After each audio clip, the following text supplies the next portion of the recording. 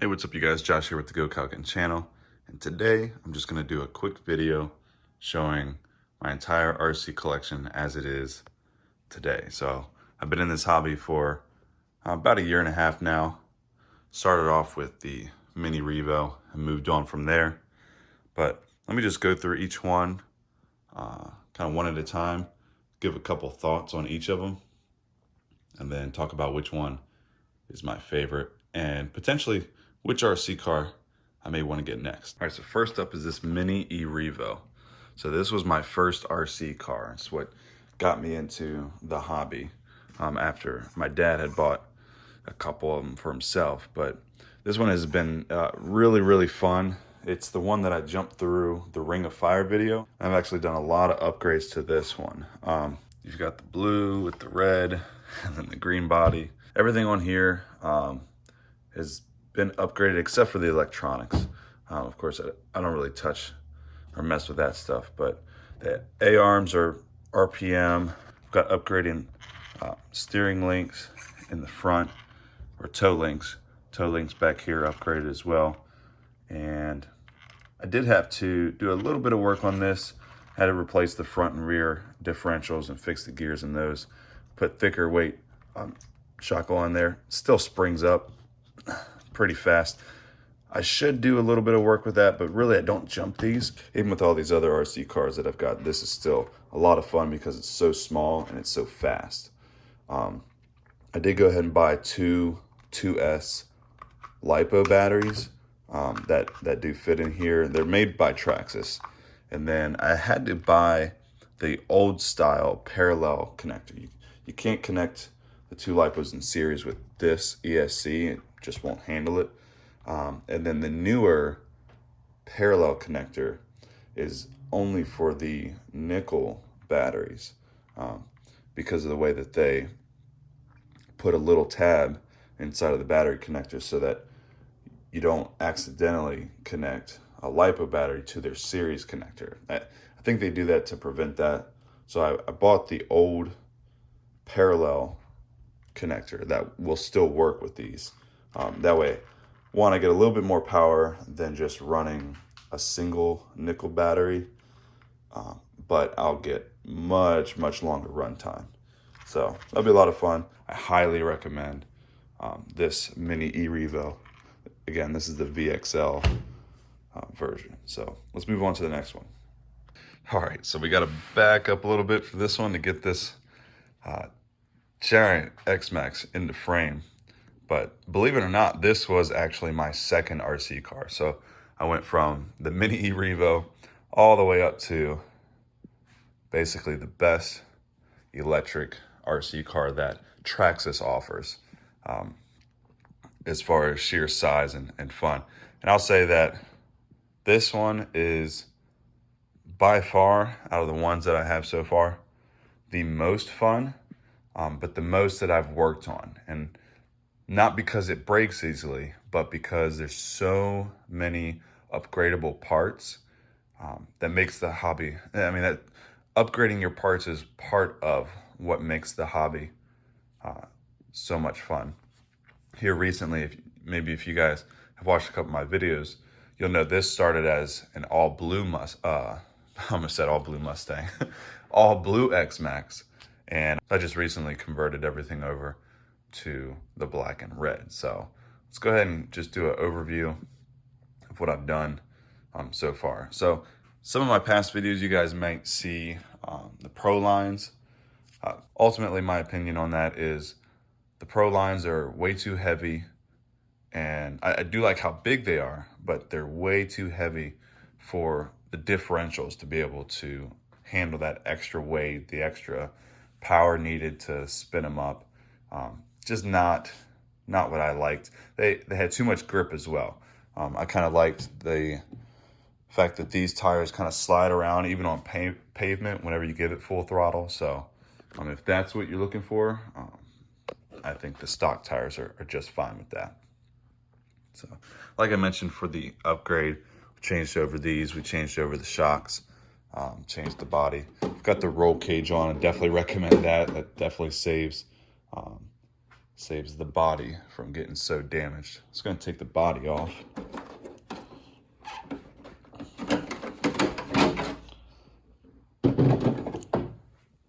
So I've upgraded to the Max 6 ESC. I had to connect these old style wires. The newer ones are just a pain to work with, so that's why those are on there. As far as the rest of the electronics, they're all stock. Upgraded the servo to the metal gear servo. I've got a metal servo horn and steering link. The rest of it is plastic. I did have a lot of this stuff upgraded to metal from the steering arms all the way to the servo. Bad idea. So I definitely learned my lesson there. So there's that. I've upgraded the cush gear cover. That's still blue, but that's because it's made by HR Racing. Aside from that, I've replaced the differentials front and rear a couple times. Just replacing those will make sure that it drives as smooth as possible. I've got the T-Bone Racing wheelie bar, which is way, way better than the stock one. You can ride wheelies as long as you have a straight enough road. And then the last major upgrade would be the center differential, replacing that with the locked center differential. That makes it so that all four wheels, no matter what surface you're on or whatever, it's going to get full power. The differentials front and rear, of course, are still open, so one wheel can spin and the other one can stay put, but it does move together front and rear. I found that the center differential ended up stripping gears pretty often, and I did not want to continue to tear the truck all the way apart to get to that diff to replace it. It's a very long job and a lot of screws and parts being taken apart. So I put the lock diff in there and pretty much never have to go back inside of there. Some of the other things I've messed with is replacing the spur and pinion to go into really, really high speed runs. That was a lot of fun for a while, but gosh, you've got to be careful. And pretty much when you swap those out for the high speed runs, that's pretty much the only thing you can do. You can't really throttle it from a dead stop. It's definitely not recommended. So I just put the stock gearing back in with the locked center differential. All I really need to worry about is on pavement like this, just be a little mindful not to just floor it from a dead stop with that locked center diff. The last thing is I've upgraded the springs and the shock oil to 50K, and then these are stiffer springs all the way around because it does help with jumps. Still comes up really, really smoothly, so it didn't create kind of a really bouncy effect like you probably would with lighter RC cars. But anyways, that is pretty much it for the X-Maxx. Definitely my favorite. I would recommend it if you can swing the money for it. Not just the batteries and not just the RC, but to really continue on with the upgrades. It's expensive overall, but tons and tons of fun. Let's get into what I bought as my third RC car. All right, next up, the third one that I've ever bought. And this actually was my favorite for a while, even beating out the X-Maxx. But after using them both for quite some time and running into a couple issues with the E-Revo 2.0, the X-Maxx is my new favorite again. But this one is definitely a really awesome RC. It's the E-Revo VXL 2.0. And let's just go over a couple of the things that I've done with this. So, of course, you can see the roll cage up top. I've got the front bumper replaced to, I believe that's RPM. Same thing with the rear. And just gonna get this top off. Of course, stock electronics, stock gearing. I did mess with the gearing for a while, make a high-speed RC car, and honestly, for a while, I was considering just making this my high-speed only RC car, and then if I wanted to bash, I would just use the Max or the X-Maxx. But Actually decided to not do that, switch back to kind of stock gearing, because this does offer a different RC experience than the X-Maxx without just converting it to high speed only. So this is definitely by far the most agile and fastest RC car that I've got, even in stock form. The really wide stance, the low center of gravity just really makes it for, like I said, really agile, really fun. I used to take this one off jumps and such a lot.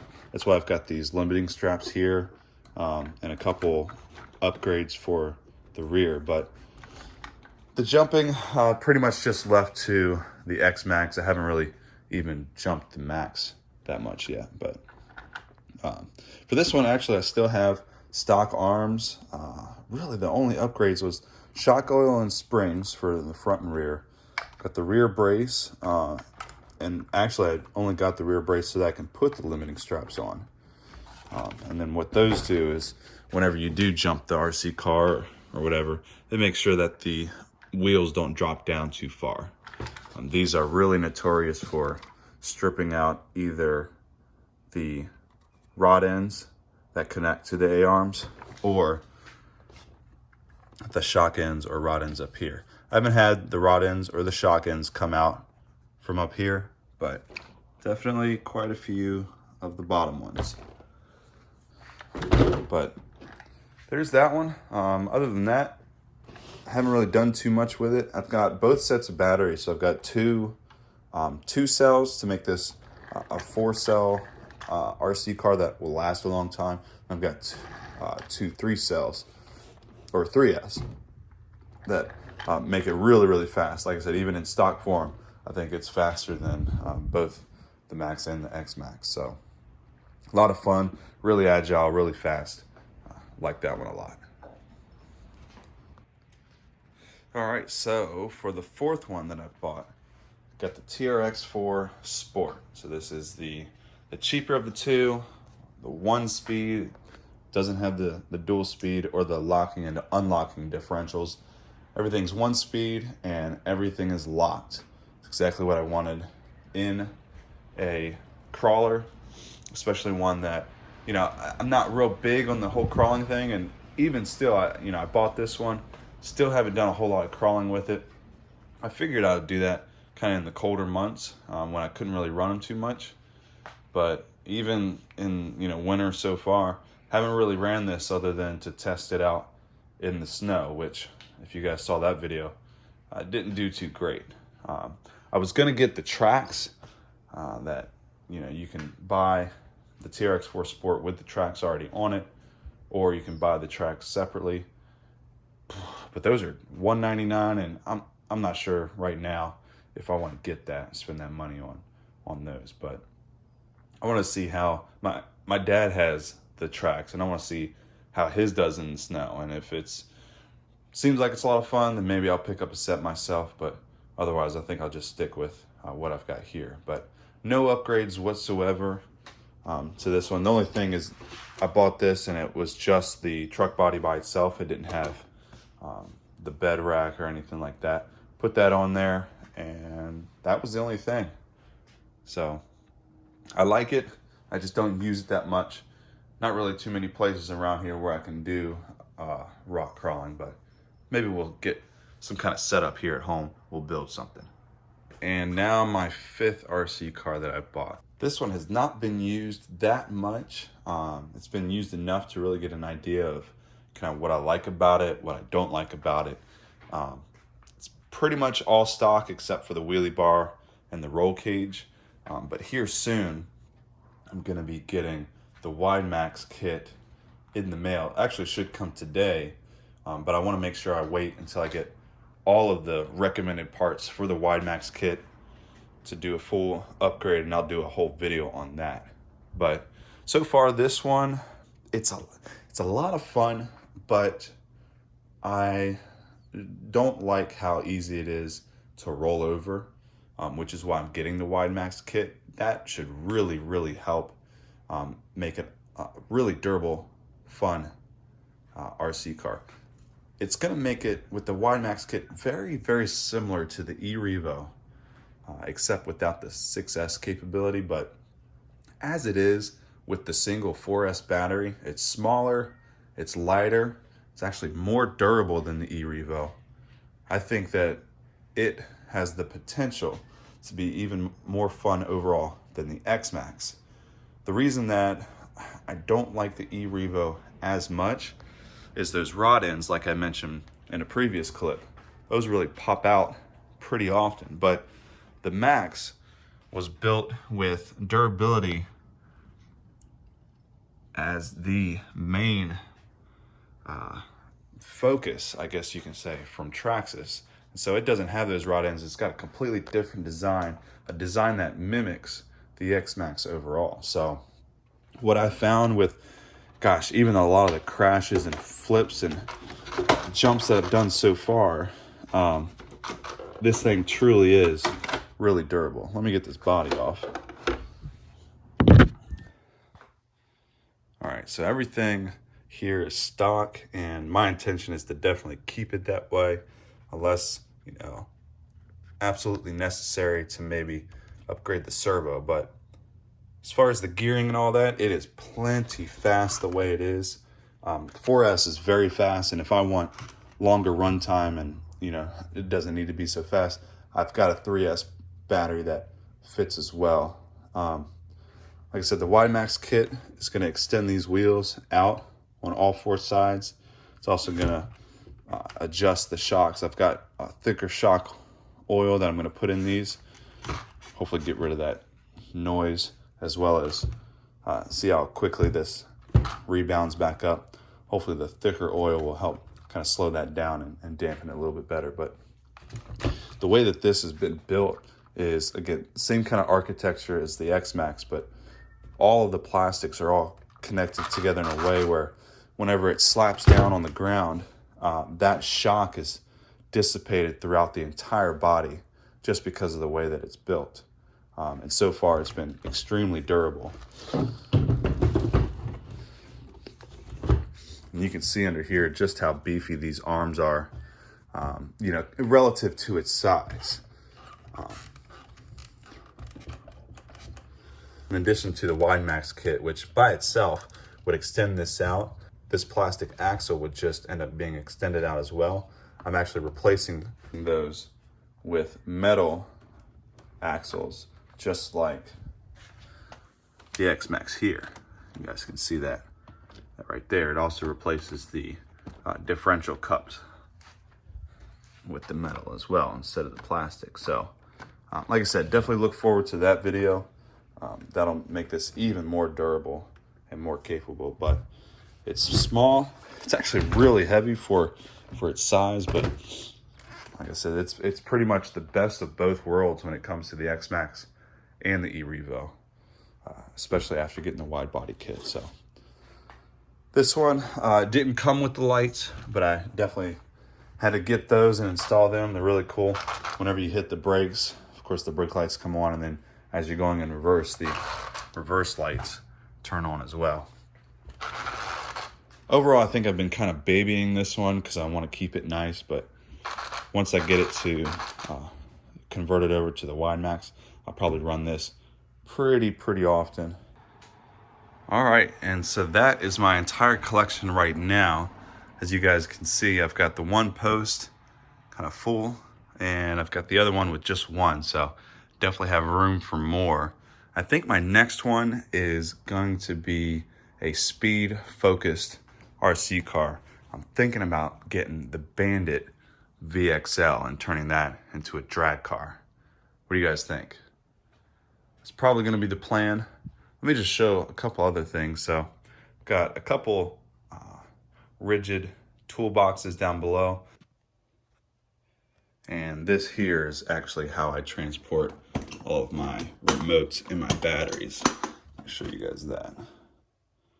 So I've got all the remotes here for the 5 different RC cars. I'm not sure what I'm gonna do when I get a 6th one, because all of my tools that if I go anywhere and something happens, I literally have all the tools needed right in that one case. I've got a couple batteries in there, and then literally every battery for all of my RC cars in the charger right here. So really nice case for that, but if I get more than 5 and get that bandit I was talking about, may have to come up with something else. And then all of the parts for each RC car has its own tote. I had to switch the X-Maxx over to the bigger tote because of some of the parts being so large, but got all that kind of underneath this table here. And if I back up a little bit more, you guys can see kind of the entire setup. So